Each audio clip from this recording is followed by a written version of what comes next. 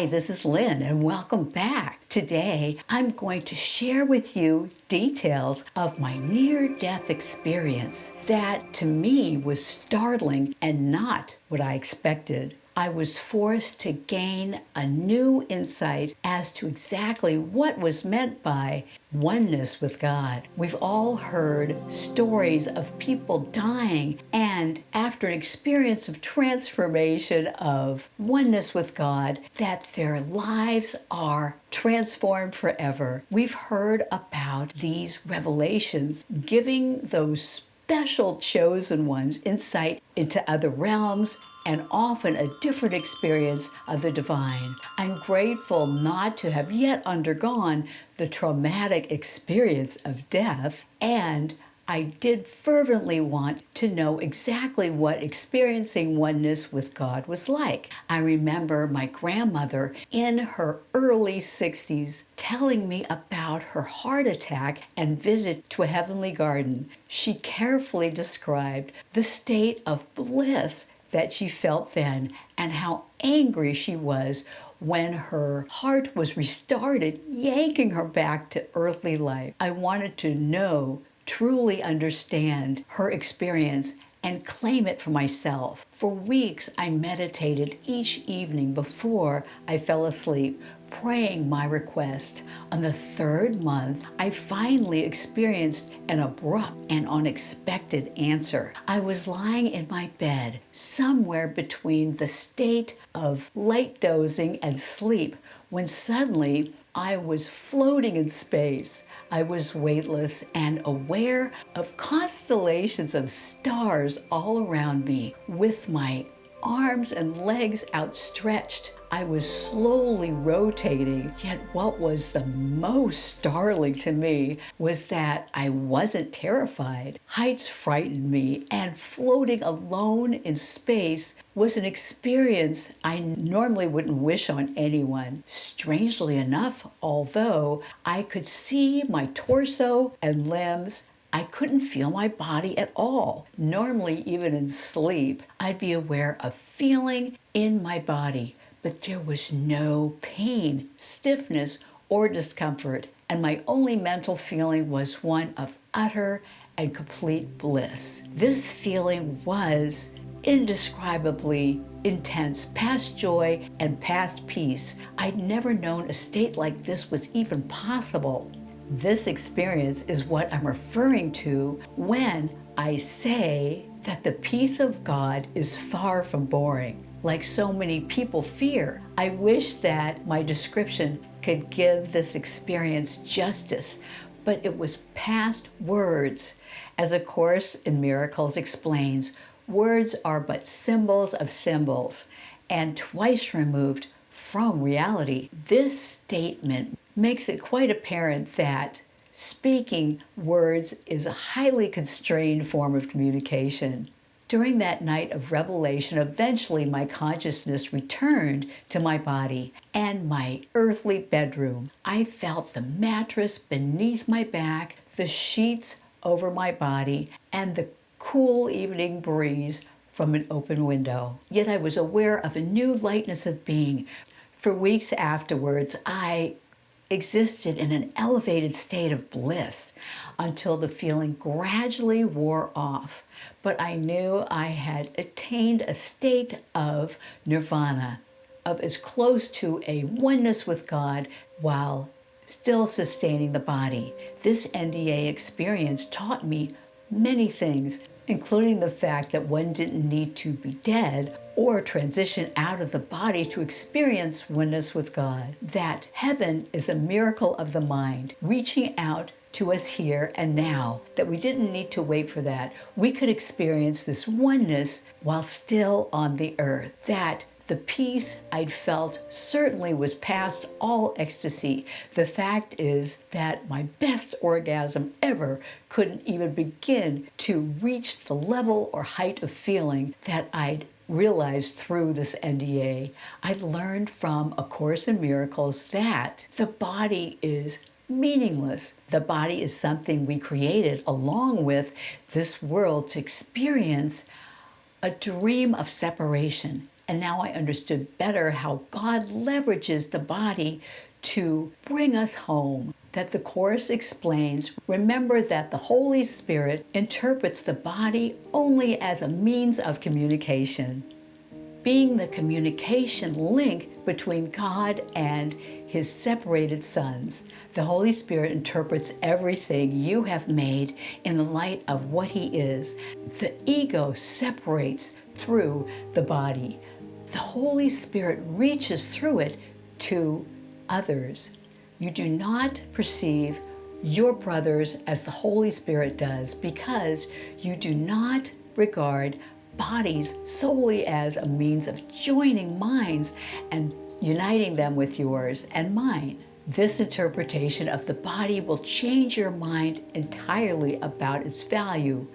Of itself, it has none. I wasn't aware before experiencing my NDA that one could inhabit a body while not experiencing its limits. I found this other passage from the Course helpful in this understanding.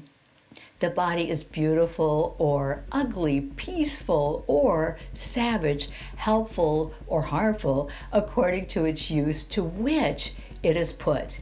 And in the body of another, you will see the use to which you have put yours. If the body becomes a means you give to the Holy Spirit to use on behalf of union of the sonship, you will not see anything physical except as what it is. What's even better is that the body can actually be a source of revelation, of experiencing that miracle mind. This happens when we allow the Holy Spirit to use our body as an elevated means of communication. The Course states, if you use the body for attack, it is harmful to you. If you use it only to reach the minds of those who believe they are our bodies and teach them through the body that this is not so, you will understand the power of the mind that this is in you. But when you look upon a brother as a physical entity, his power and glory are lost to you, and so are yours.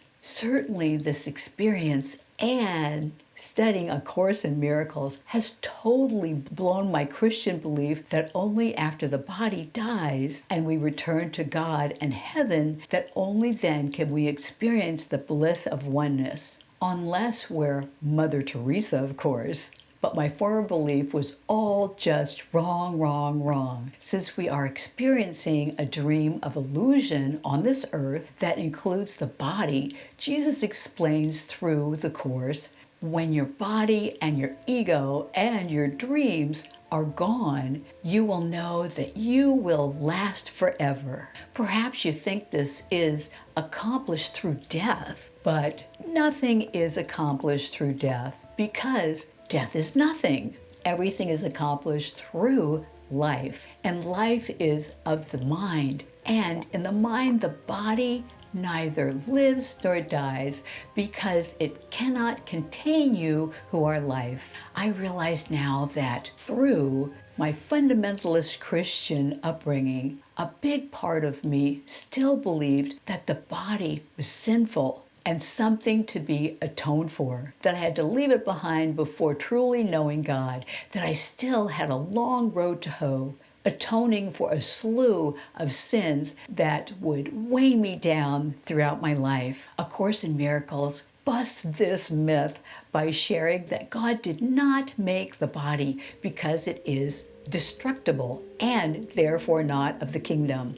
The body is the symbol of what you think you are. It is clearly a separation device and therefore does not exist. The Holy Spirit, as always, takes what you have made and translates it into a learning device. Again, as always, he interprets what the ego uses as an argument for separation into a demonstration against it. My body and your bodies are all means of communication, a learning device that the Holy Spirit utilizes to return us to oneness. The body is really nothing, just a character in an illusory dream. But the miracle is that the Holy Spirit uses this tool of separation we have made to bring us home. Yes, we are experiencing an illusion of life on earth and of inhabiting separated bodies. The Course also shares that while experiencing this life, it's almost impossible to believe that this is a dream. I won't go into more detail about that now, but my video on the law of attraction that I'll link at the end of this one shares the science now supporting that fact that we are creating reality. I realize now that miracles never cease, and the Holy Spirit, along with Christ's ingenuity, continues to amaze me, no matter how firmly planted my feet are on this earth. Although A Course in Miracles is not the only way to return to the state of oneness with God, the Course does teach us a unique form of forgiveness that enables a string of miracles. The Course also explains in its manual for teachers exactly why it is termed A Course in Miracles. There is no relationship between the time a miracle takes and the time it covers. The miracle substitutes for learning that might have taken thousands of years. It does so by the underlying recognition of perfect equality of the giver and receiver on which the miracle rests. The miracle shortens time by collapsing it, thus eliminating certain intervals within it. This NDA experience gave me a look into my true mind for the first time. I understood the passage from the Bible that God created man in his own image. My childhood Christianity and focus on sin and fear of God were now put behind me. The Course further explains this revelation through the following shared by Jesus. You are afraid of me because you looked within and are afraid of what you saw, yet you could not have seen reality, for the reality of your mind is the loveliest of God's creations. Coming only from God, its power and grandeur could only bring you peace if you really looked upon it. Now, after my NDA, I can look within myself and each of you and see the great rays and love in all of us that the Course refers to. And this vision has transformed my life. I'd love to hear about your experiences of oneness.